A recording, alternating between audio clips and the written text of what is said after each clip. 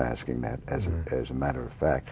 In fine surgeons, humanitarians, compassionate people who don't have a single success and are going to tell you, not a single cure, going to tell you, this is the way to go. Now, he just talked about a gentleman from Belgrade who came to me, and he had eye spasms. Did you have eye spasms when you tried to talk? After I continued to try, I would have, my eyes would bug out and it'd be terrible. Your eyelids were like that? No, I just would hold them wide open and so you looked like you had a thyroid deficiency. Yeah. It doesn't sound like he had blepharospasms. No, he had a but I thyroid think that deficiency. Markovich had blepharospasms. Yeah, he had it. Now, the interesting thing about this gentleman had Botox for the face. He was also a karate expert, incidentally, for a fit individual. I helped him to get his voice back. Perfectly normal voice. And it's been holding. It's interesting because he believed in the medical approach initially, but it didn't work for him. So as it didn't work for you, he tried direct voice rehabilitation, what I'm doing, which is non-medical, and he got his voice back. Now, what is happening is the medical people have what I call ambience. Ambience means that they have the white jackets, the medical centers, the journals that they control, the meetings, and they have 3 or 4 people come in and watch and so forth, so you know you're in good hands. You are in good hands, that's the point. The problem is they have the wrong paradigm. They are saying you have a disease, a dystonia, a medical problem. You have a molecular, biological problem. You have a chemical imbalance in the brain. You have a dystonia of the brain. You have a basal ganglia impairment. You have GERD, gastroesophageal reflux disease. How long were you on reflux medication? Like 6 months. I didn't notice any difference. No difference. Yeah. How did they know you had GERD or reflux? When they looked at my throat, they said it's red, inflamed, and I therefore have GERD. They call it GERD, and they recommended some acid hex, I think it was, to help knock the acidity down in my stomach. And it didn't help. So they're saying that the acidity is causing your voice problem. That's what they're saying. Yeah, they said that's probably part Are there of other causes of red and inflamed and swollen vocal cords? Yeah. Well, what are some of the other causes? Well, the basic cause of red vocal cords, they were talking about the vocal cords, correct? Yeah. Is misuse of the voice. It's the leading cause. Now, in previous years before Botox came into being, the medical community in its medical journals and the academic field in its academic journals were of the view that inflamed vocal cords, edematous vocal cords, swollen vocal cords, red vocal cords would do to voice misuse. Now, I'll posit something. I'll make a premise that if you use the voice that you're using now, the red vocal cords will disappear. Your vocal cords will be perfectly normal, as your voice is now normal, by changing the voice from the lower throat to the face.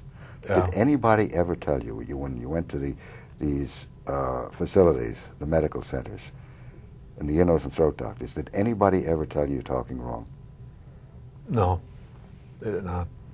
I asked them, where did this come from? You know, where does this spasmodic dysphonia come from? And the doctor says it's neurological. It's neurological. Yeah, that's what he told me. It's in your mind. He said it's in your mind and it's neurological. Well, one is different than the other. One is the mind. Curtis, Dr. Curtis, do you want to talk to that? Well, for over 90 years, they presented that this was a psychiatric problem. Have you ever been diagnosed with a mental illness? No. Have you ever suffered from depression? No. From panic attacks? No. From obsessive compulsive behavior, where you're washing your hands several times a day? No. No.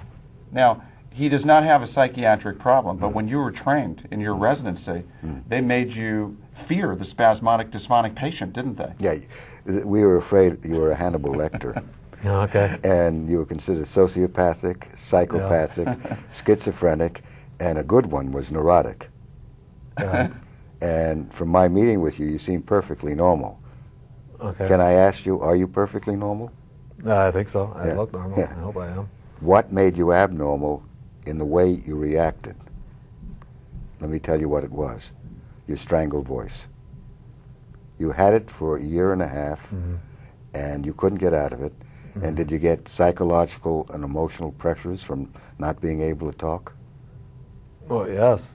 It's very emotional. You can't communicate with your children, your wife. In my occupation, that was all suffering. It's still suffering. It's a devastating blow to people. Yeah, it's incredible lose when your you voice. want to talk to your child about you did a good job and you can't say it, and then you say it in a strangling voice, and they think you're hollering at them, and the next thing you know, no one's in the room with you anymore.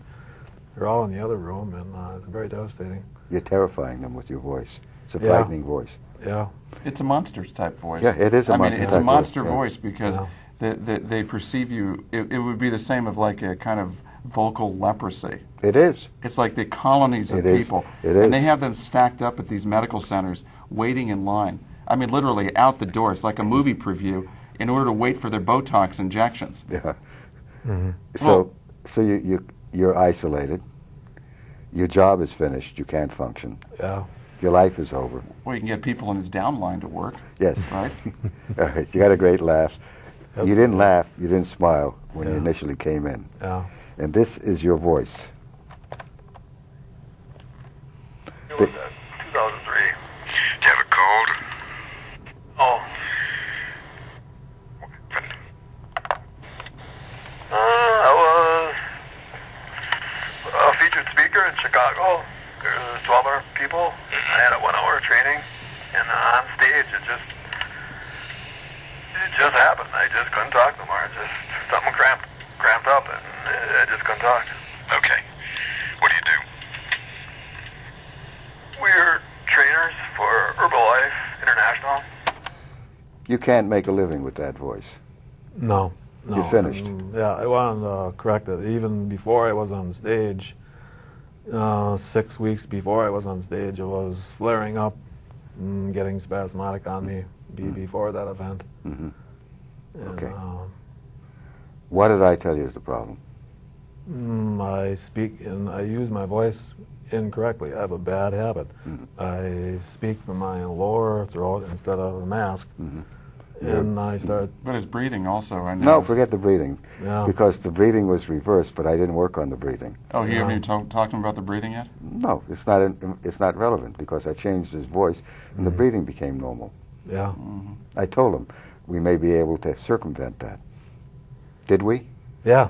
Almost the first day, and Yeah. the second day, and it's been very emotional. The last 3 days, cry, talk to my wife. I can't believe it's me. It's amazing.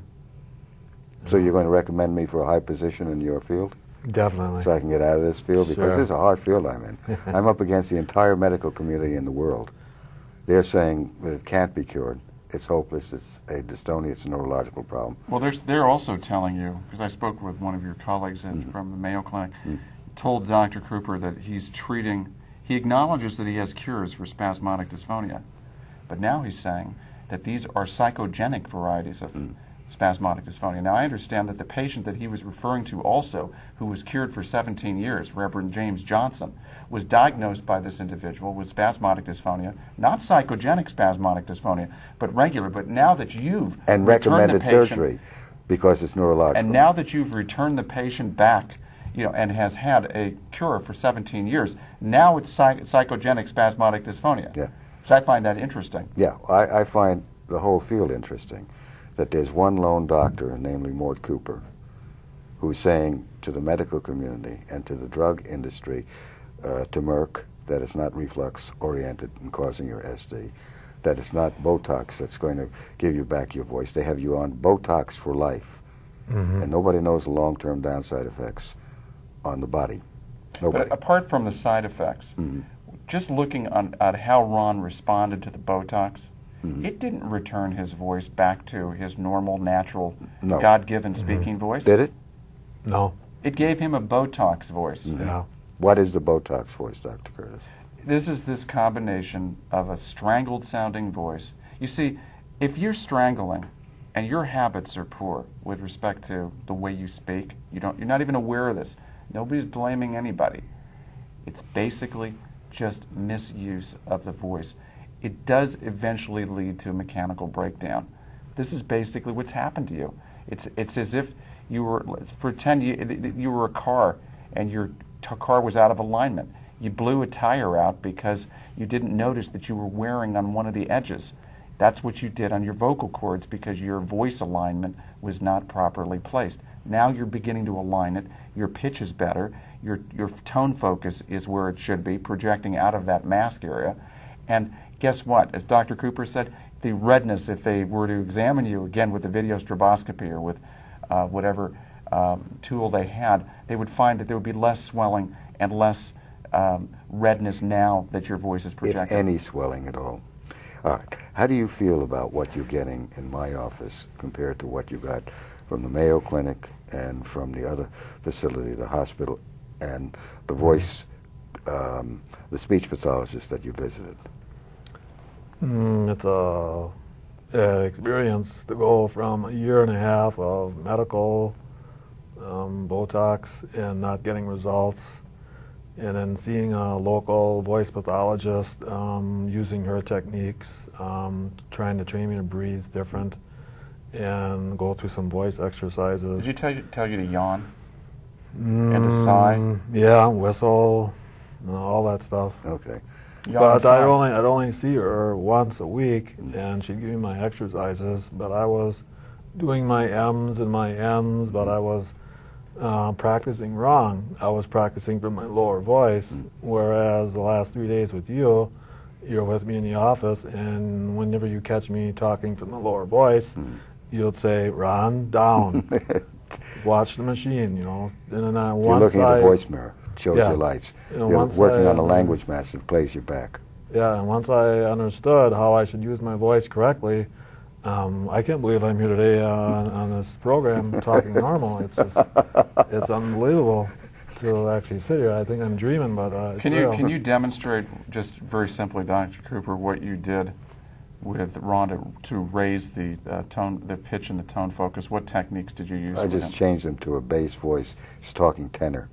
My ear tells me in a few seconds where he should be. I knew on the phone where he should be. But it's against state law to diagnose by phone. So what did you tell him to do in just the office? bring the range down. Say, say Where do you feel it? Just point to it. Nose and lips. Right. And then one, two, and talk off there, and then words and so forth. And then I had him do the C spot. Use the C spot. Where does your voice go to? Nose and face. Yeah. These techniques are free. I don't take control of it, and it's for the public use. I discover them. We have a minute left. You want to tell us in 30 seconds how you feel about your voice coming back? I love my new voice, and it's fantastic. I'm very fortunate to find a man like Mr. Cooper to correct this severe voice disorder that I had. And it's been an incredible journey, and I hope this helps someone else that has a problem like I have. There is hope, and Medical profession says your condition is incurable. It's hopeless. They had me they've believing told him that if he would accept, if he would recant and say that he does not cure people of this condition, that they would honor him. Yes. But he has to folks. recant about cures. It's been good talking with you, and thank you, Ron Steger, Dr. Curtis. Bye-bye. Thank you. Yeah, what do you want to add, Dr. Curtis? Well, I just, he has to right now continue these exercises because there's going to be a tendency to backslide in this process. That even though that, this seems like it's easy, it's not every day is going to be as good as, not every day is going to be just the 4th of July when it comes to making progress. There's going to be days that are not as good as others. Would you agree with that? Yeah, there's sometimes regression, but you know how to control your voice. Yeah. You know what to do. I'm over the worst. The first day with him, his consultation, refusing me to talk from my lower throat.